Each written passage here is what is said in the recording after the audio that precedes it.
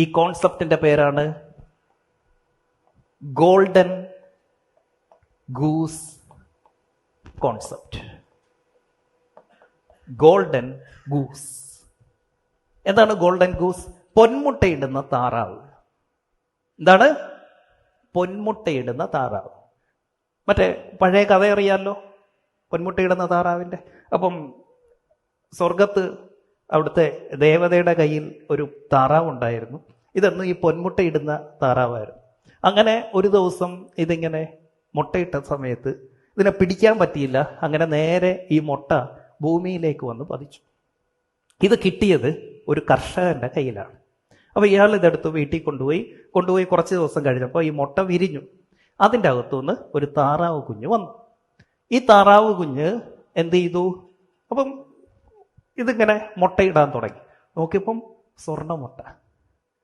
അപ്പം ഇത് ഒറിജിനലാണോ എന്നറിയണം. കൊണ്ടുപോയി മാർക്കറ്റിൽ കൊടുത്തപ്പോൾ കാശ് കിട്ടി, ഭയങ്കര സന്തോഷം, വീട് വെക്കുന്നു. അങ്ങനെ ഓരോ ദിവസവും ഇങ്ങനെ മുട്ട കിട്ടിക്കൊണ്ടേയിരിക്കുകയാണ്. അങ്ങനെ വീട് വെച്ചു, വലിയ വസ്തു മേടിച്ചു, വണ്ടി മേടിച്ചു. അങ്ങനെ ഈ കൃഷിക്കാരനും ഭാര്യയും ധനികരായി. അങ്ങനെ കുറച്ച് ദിവസം കഴിഞ്ഞപ്പോൾ ഭാര്യയ്ക്ക് ഒരു ബുദ്ധി തോന്നി. ഇങ്ങനെ ഡെയിലി മുട്ട തരുന്നതിനേക്കാൾ നല്ലത് നമുക്ക് ഒന്നിച്ചിത് കിട്ടുകയാണെങ്കിൽ നമുക്ക് വലിയ കാശുകാരാകാൻ പറ്റും. അതുകൊണ്ട് ഈ താറാവിൻ്റെ വയറ് നിറയെ മുട്ടയായിരിക്കും, നമുക്ക് കീറി ആ മുട്ട പുറത്തെടുക്കാം എന്ന് തീരുമാനിക്കും. അങ്ങനെ അതിനെ കീറുകയും കൊല്ലുകയും അത് പിന്നീട് ഒരിക്കലും മുട്ട കിട്ടാത്ത രീതിയിലും ആയിപ്പോയി. ഇതാണ് ഗോൾഡൻ ഗൂസിന്റെ സ്റ്റോറി, ആ പൊന്മുട്ടയിടുന്ന താറാവിന്റെ സ്റ്റോറി. നമ്മൾക്ക് ഈ കഥയുമായിട്ട് എന്ത് ബന്ധം? നമുക്ക് ഇനി വേണ്ടത് താറാവിന്റെ ഫാം തുടങ്ങാൻ പോവാണ് നമ്മൾ. എന്തിന്റെ? താറാവ് കൃഷി തുടങ്ങാൻ പോവാ. ഓക്കെ, അപ്പൊ ഇത് നമ്മളുടെ ഫാമാണ്. ഈ ഫാമിലേക്ക് എല്ലാ മാസവും, എല്ലാ ക്വാർട്ടറിലും, എല്ലാ ഇയറിലും നമുക്ക് എന്ത് ചെയ്യാൻ പറ്റണം? ഓരോ താറാവിനെ വാങ്ങി വളർത്താൻ പറ്റണം. എന്ത് ചെയ്യാൻ പറ്റണം? ഓരോ താറാവിനെ വാങ്ങിച്ച് നമുക്കിവിടെ കൂട്ടാൻ പറ്റണം. അപ്പൊ എന്തായി? നമ്മളുടെ കയ്യിൽ ഇപ്പോൾ ഒരു താറാവ് ഫാമുണ്ട്. ആ ഫാമിൻ്റെ അകത്ത് ഒരുപാട് താറാവുമുണ്ട്. ഈ താറാവിന്റെ കാര്യത്തിൽ ഒരു കാര്യം ശ്രദ്ധിച്ചോണം. എന്തായിരിക്കണം? ഈ താറാവ് മുട്ടയിടുന്നതായിരിക്കണം. അതായത് പെടയായിരിക്കണം, പൂവൻ താറാവ് ആവരുത്. വിച്ച് മീൻസ് മുട്ടയിടുന്ന താറാവിനെ വേണം വളർത്താൻ. എന്ന് വെച്ചാൽ ആ അസറ്റിൽ നിന്ന് ക്യാഷ് ഫ്ലോ ഉണ്ടാവണം.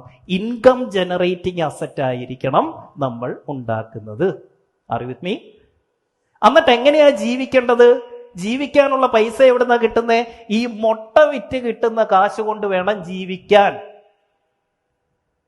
ഉണ്ണി, മുട്ട വിറ്റ് കിട്ടുന്ന കാശിന് നിങ്ങൾക്ക് ഡിഫൻഡർ മേടിക്കാൻ പറ്റുമെങ്കിൽ മേടിച്ചോ, അതിന്റെ EMI അടയ്ക്കാൻ പറ്റുമെങ്കിൽ അടച്ചോ. താറാവിനെ കൊന്നിട്ടാവരുത്. എന്താ വേണ്ടത്? മുട്ടയിടുന്ന താറാവിനെ വളർത്താൻ പറ്റണം. അപ്പൊ ഇവിടുത്തെ ഗുണം എന്താ? ഈ താറാവും വളരുന്നുണ്ട്, മുട്ടയും കിട്ടുന്നുണ്ട്. ഒരിക്കൽ ഈ ഫാമിലേക്ക് ഇറക്കുന്ന പൈസ, താറാവിനെ മേടിക്കാൻ ഇറക്കുന്ന പൈസ തൊട്ടുപോയേക്കരുത്. Don't touch it and don't kill it. തൊട്ടുപോകരുത്. എങ്ങനെയാ ജീവിക്കണ്ടേ? മുട്ടയിൽ നിന്ന് വേണം ജീവിക്കാൻ.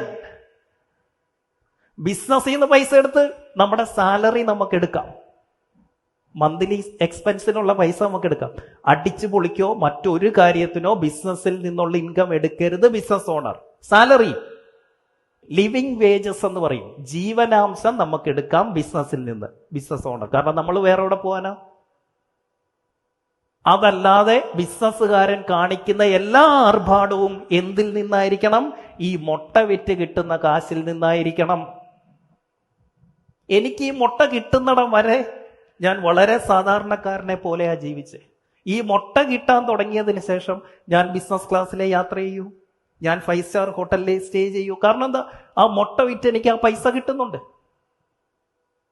ഈ കിട്ടുന്ന പൈസകളെല്ലാം വെച്ചിട്ട് എന്തൊക്കെ ആഗ്രഹമുണ്ടോ അതെല്ലാം നിങ്ങൾ നേടിക്കൂ. പക്ഷെ അത് മുട്ടയിൽ നിന്നായിരിക്കണം. താറാവിനെ കൊന്നിട്ടാവരുത്. അപ്പം ബിസിനസ്സിനെ എന്താക്കി കാണാം? ഒരു താറാവായിട്ട് കാണാം. പക്ഷെ ആ ബിസിനസ് ആകുന്ന താറാവ് തരുന്ന മുട്ട എന്തിനു വേണ്ടിയിട്ടായിരിക്കണം ഉപയോഗിക്കുന്നത്? മറ്റൊരു താറാവിനെ വാങ്ങിക്കാൻ വേണ്ടി മാത്രം. നിങ്ങളിൽ പലർക്കും ഇപ്പോൾ ഒരൊറ്റ താറാവേ ഉള്ളൂ, അത് നിങ്ങളുടെ ബിസിനസ്സാണ്.